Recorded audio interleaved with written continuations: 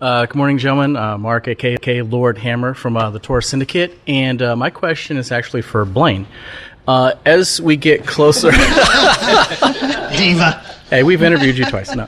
As we get closer to the imminent launch of the game, and obviously, unless you're under a rock, it looks like it's going to be big. It's going to be a big launch. What trouble or what do you foresee as a challenge trying to build and grow a team that will scale accordingly to properly receive the load and provide services so that you don't have your servers fall on their side day one? Well, sure, the list is as long as the building is long, right?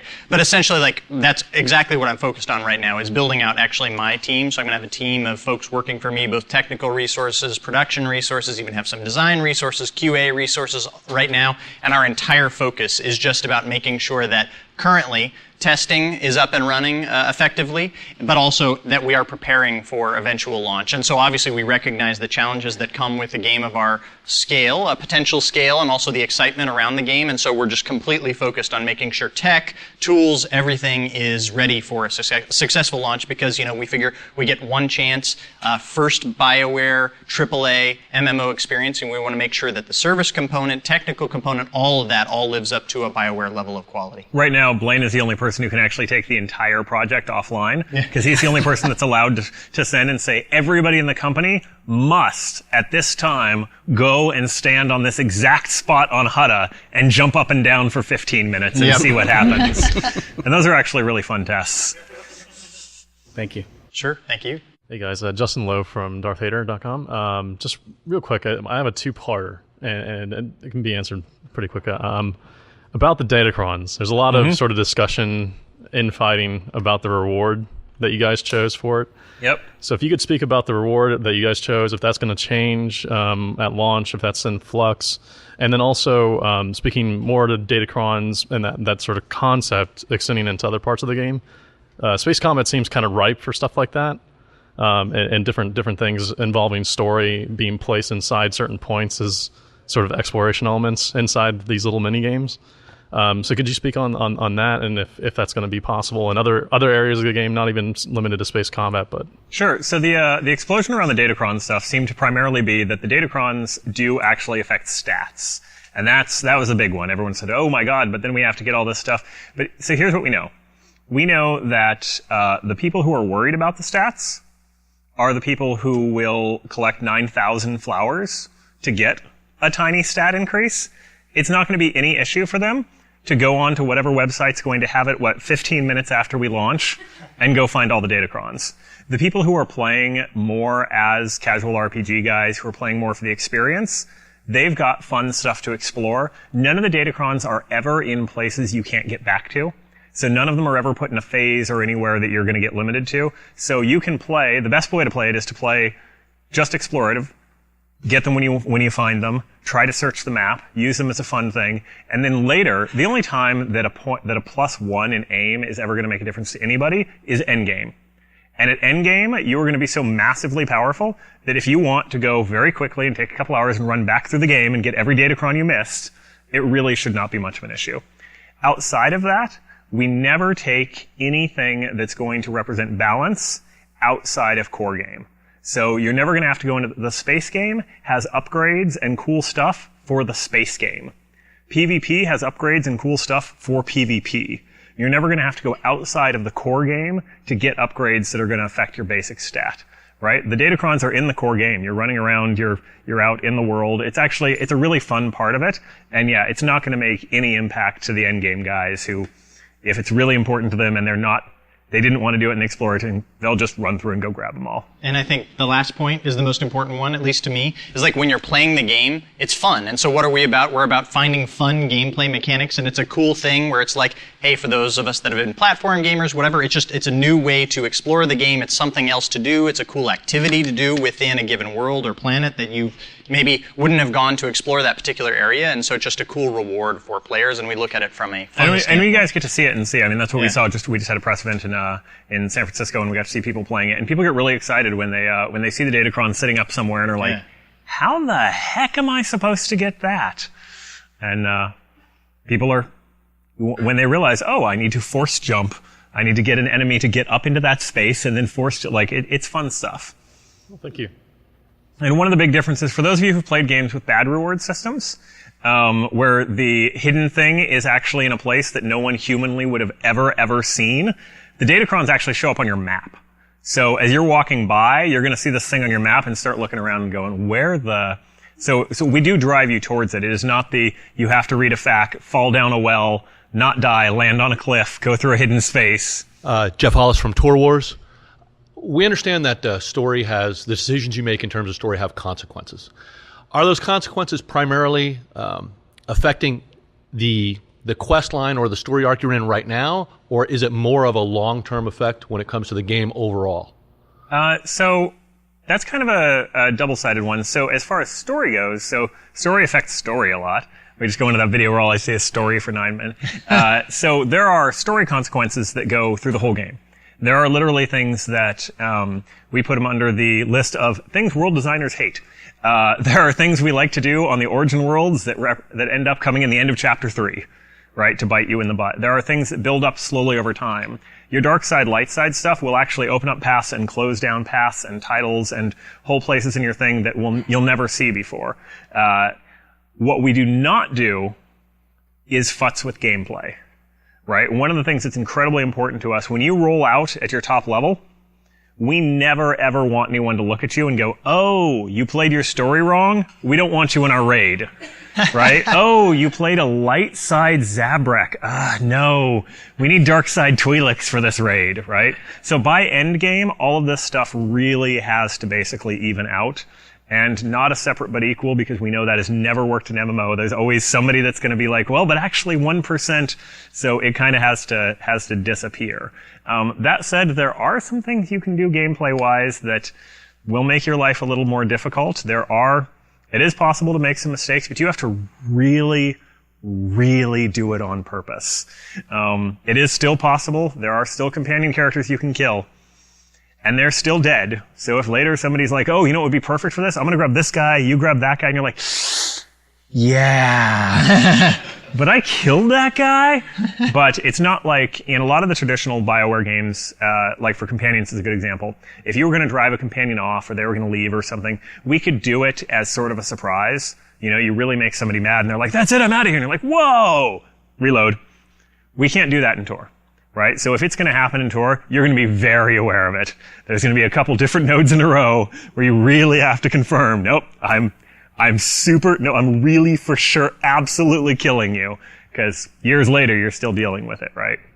And if you do drive them off, any chance of them coming back? Anything you can do? No, one of the things we've talked about is, people ask well, you know, do I get a replacement companion or do I, no. No, if we're going to put... Dead is dead? Is that what you're saying? Yeah, dead is dead. If we're going to put if we're going to put a few of those really hardcore ones in there, we have to make sure that they stick. All right. Thanks very much. And I think you guys have heard us say this a lot over the last few years, but it's all about, you know, really sticking with the mantra of making emotionally compelling story that matters within the gameplay. And I think that, you know, we'll keep saying this, and you guys will see some of it as you play it, or if you have already. But I think as you get further and further into the storyline, like Daniel's group has done an incredibly good job of making sure that there are very, very difficult choices. So there are choices that you will just literally be shocked and be like, oh my God, I don't know if I can choose between these things within each storyline. So I think that's what's important. One of the really fun things to watch as people are playing is you can always see the face, right? You always see this face, which is the I did something evil face. But you also get to watch people change their storylines and change how they're approaching it. One of the things we got to see again from the latest testing group is what happens when you put light side and dark side requirements on epic gear that somebody gets.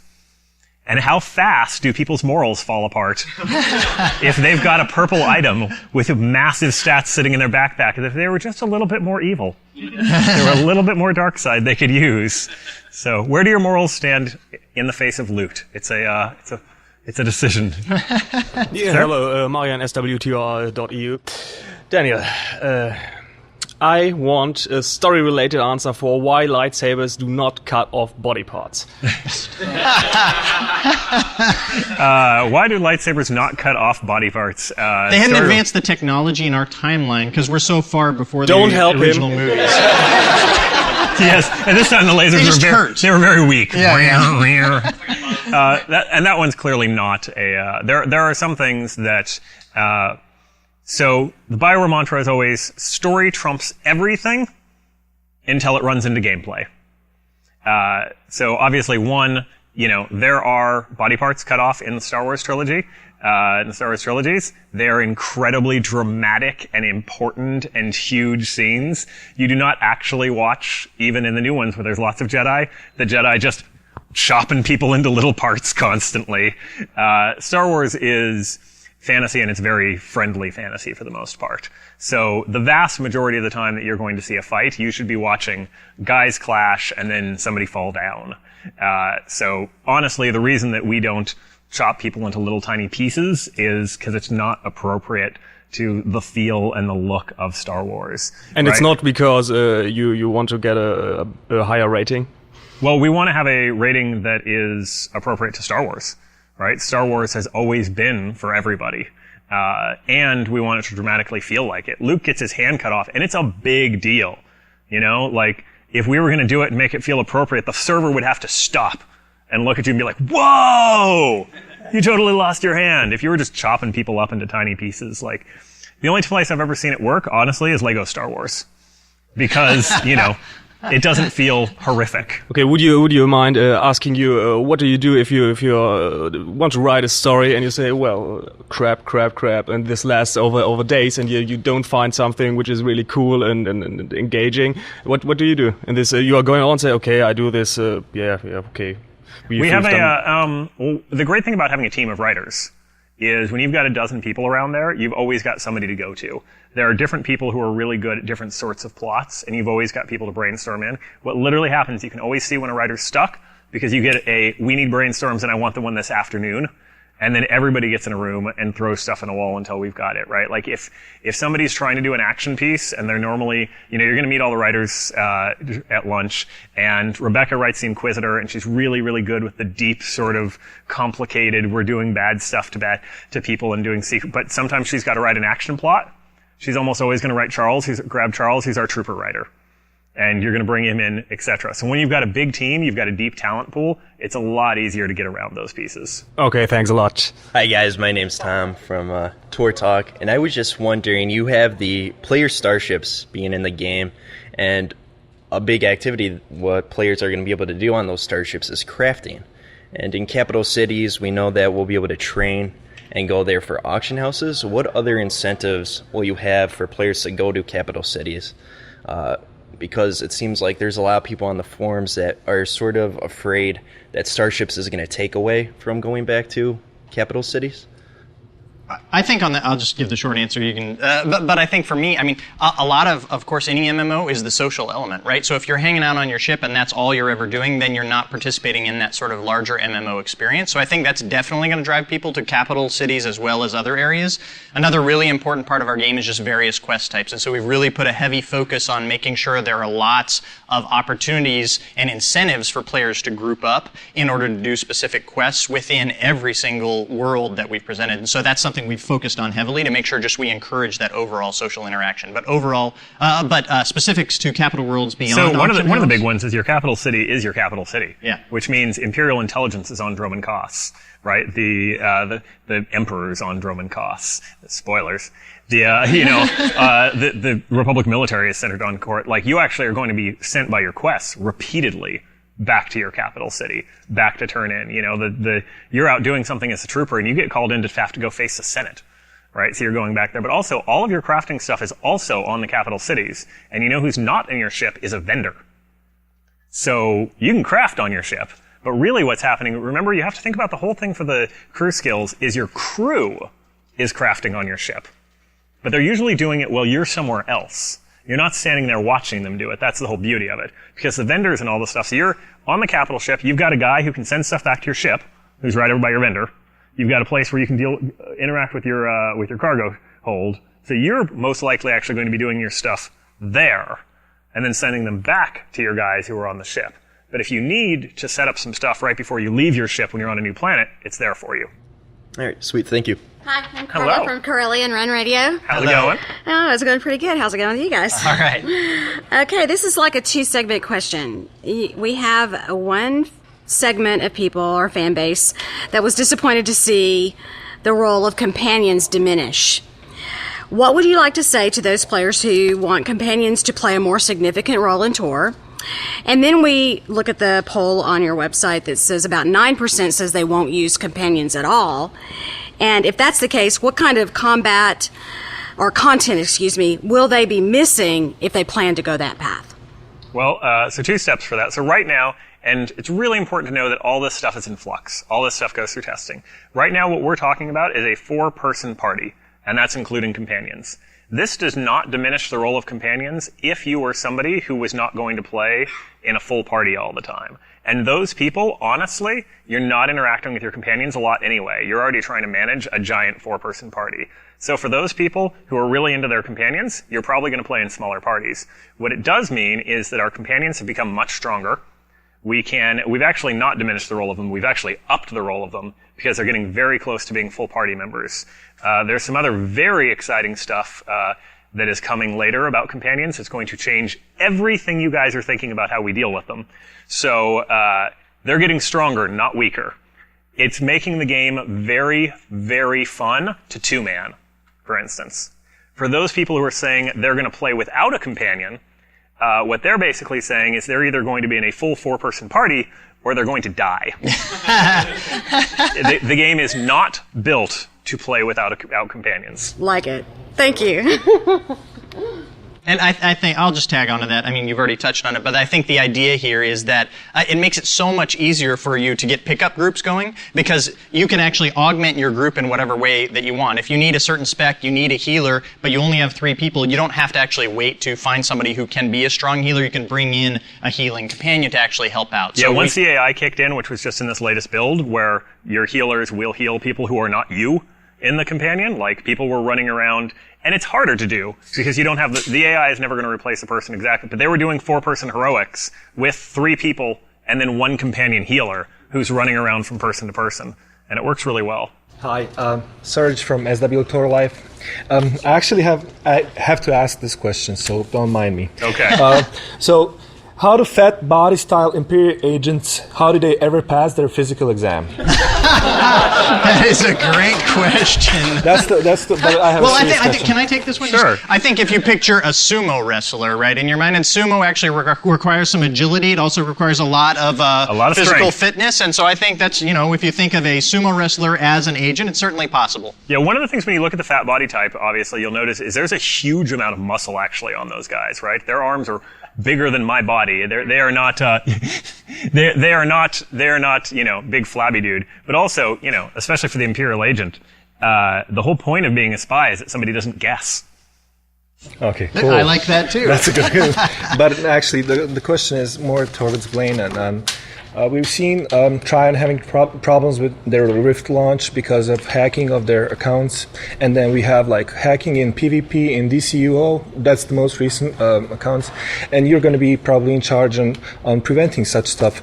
Can you talk more about that or elaborate a bit about it? Sure. Without going into specifics, I hate to be general about it, but I mean, obviously, again, sort of going back to my previous answer, we understand the expectations around our game. We're certainly watching the launches of all those games, seeing the problems that they have, and fortunately, we're at a place in development where we can actually look at that and say, okay, how do we make sure that doesn't happen for Star Wars: The Old Republic? So security is extremely important to us. We're going to make sure we do everything we can to make sure that we're as secure as we can be at launch so we don't experience those types of problems if it's at all avoidable. The thing is, the team you got for making the game is really huge, and so I'm guessing there's a lot of resources that you have to put into stuff other stuff that people never think about, and that's anti-cheating and stuff. Sure, absolutely, and that's something we're aware of, and with the experience on our team, various members that have launched lots of other games have experience in this area, so it's something that we did place importance on very early in development, and so we've been looking at all the way along, and we want to make sure that we have the best possible launch from a security standpoint as well. Thank you. Yeah. Thank you very much. All right, guys, Wesco from Torocast. So I have a story-related question. Sure. One thing is that there are, like you said before, as soon as people know about the datacrons, 10 minutes after the game launches, there'll be a guide on the internet for this is how you do it. And so one thing you're going to have to be concerned about, I mean, you guys are spending so much time on writing spoilers are going to be a big thing. Will there be enough variety as you go through the story that even if I read someone's entire playthrough of like, here's my entire playthrough of how I played the bounty hunter, I could play the game and the game would actually be different? Or is it just kind of variation on the same theme? Like, is there enough branching to not ruin it? That's a really interesting question to sort of say. One, I don't know why you went and read somebody's entire... That's what I was going to say. Yeah, if you read an if you don't want to know if you what's read going an to entire happen. fact front to back, I'm more worried about the versions of the Barons chat. And there's going to be like somebody guy who's like his entire thing is to just stand on top of a thing and yell spoilers. But I mean, there is as much or more variation in every class story as there was in all of KOTOR. So there are definitely going to be whole branches you didn't see, whole branches he didn't go through. But, some of the big major plot points are obviously, if you've read through or gone through all the way, like, it's going to spoil it. So I very quickly, I expect to see the emergence culturally of spoiler-free servers and places that sort of, reinforce. I think our version of the RP thing is actually going to be the shut the hell up server. I'm going to write that down. Yes. As a follow-up, are you guys going to have anything in place, like almost like a, let's say you find out you're Revan. Are you going to like filter Revan in chat so no one sees that you're Revan? Well, I mean, and that's, since you guys are here, we may as well, like, you're all Revan. Inside, that is actually the grand reveal of the entire game. Right. All right. Right, because then people are like, hey, did you read the new book that's, what? What? Thank you. Thank you. Hey guys, I'm Evan from Mos Eisley Radio, and I was just wondering about the Sith Empire as we see it in game is obviously meant to be very evocative of original trilogy Empire, but might seem to the lore nerds that it's a little incongruous to established Sith lore from other sources. How did you reach the conclusion that this form of the Sith Empire was the direction you wanted to take it? So there were two things, really. One was giving people who... The Sith Empire as it exists out in the EU is, not terribly congruous with itself. And this happens a lot in the extended universe because Lucas is very free with letting the writers go and develop their own pieces. So we had to take all the pieces that were sort of floating out there in different ways and try to put them together and sort of do religious studies and say, okay, these two things seem to contrast, but we're going to go ahead and say that they sort of make sense because of this. We also wanted to make Star Wars fans feel comfortable when they got there. The vast majority of people have no idea what the Sith Empire or any of this other stuff is. They know the movies, they know the basic feel, they know this.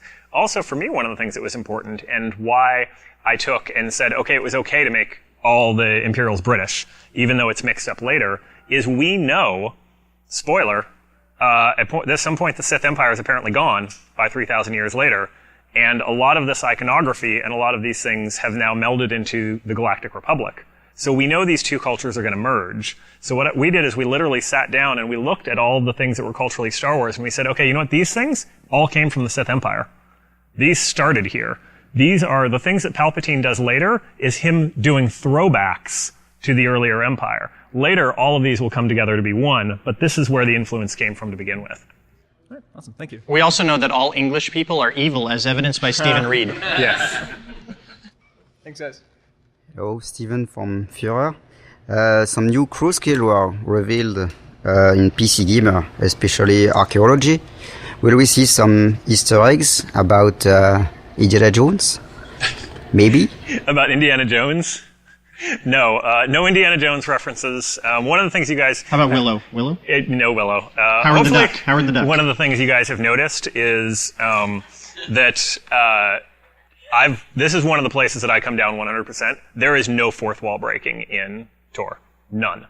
There are no references to later Star Wars stuff. There is no references. There are no Simpsons references and Princess Bride quotes. And we have a real world and a real place. There is a reason that a lot of the gaming writing is still fairly immature. And you see this? You never see this in a big movie. Never. You never see the guys from Lord of the Rings stop and do a Family Guy shtick. Like, you just don't, right? This is, so when you're in Tor, you're in Tor. But archaeology is pretty fun, and you do get to learn a whole bunch of stuff about for instance, the Datacrons have the great, Joe Barry wrote the entire history of the Star Wars universe as we know it, which is attached to the Datacrons, and there's a lot of stuff in there. So there will be some Easter eggs about Star Wars, but not about everything. Absolutely. Oh, okay, thanks. Hey guys, Bill from Ask a Jedi. Hey, quick question, I guess maybe more for Daniel, but what's the current stance on cross-faction socialization? We've heard sort of things before that you can communicate, maybe cooperate or not, but are there neutral sanctuary location cities? Are the factions ever meant to mingle in some way, commerce or whatnot? So the factions absolutely mingle, and they mingle early. By the time that you get, basically the first world that you ever get to actually commingle is Nar Shaddaa. And you can't fight. You could if you got to their areas, but it's pretty hard to do. The promenade is ruled by the Hutts. You get to meet each other, but you can't fight. By the next world, you're just right in each other's faces. It's pretty hard to keep anybody from doing anything in the desert of Tatooine. It's not a lot of law enforcement. As far as socialization, it's a huge question, and it's gone back and forth multiple times, and probably will continue to in testing. There is a big balance between realism, right? In some other games, they've not let the factions talk, and it's made sense because they were actually different species and they spoke different languages. Doesn't really make a lot of sense in Star Wars because everyone's supposed to speak Galactic Basic. But having the guy who immediately kills you and teabags you for half an hour and talks about your mom is also not terribly fun. So it is going to be to them. Yes, right. Well, to that guy. Also a matter of opinion. I understand. So for us, it's continually a customer service versus, how we want the universe to feel. So it's going to be testing. We're really going to have to see. You are not going to do team up superhero with supervillain buddy picture things and go kill somebody together. Cool. Thank you, guys. Yeah, thank you, Daniel.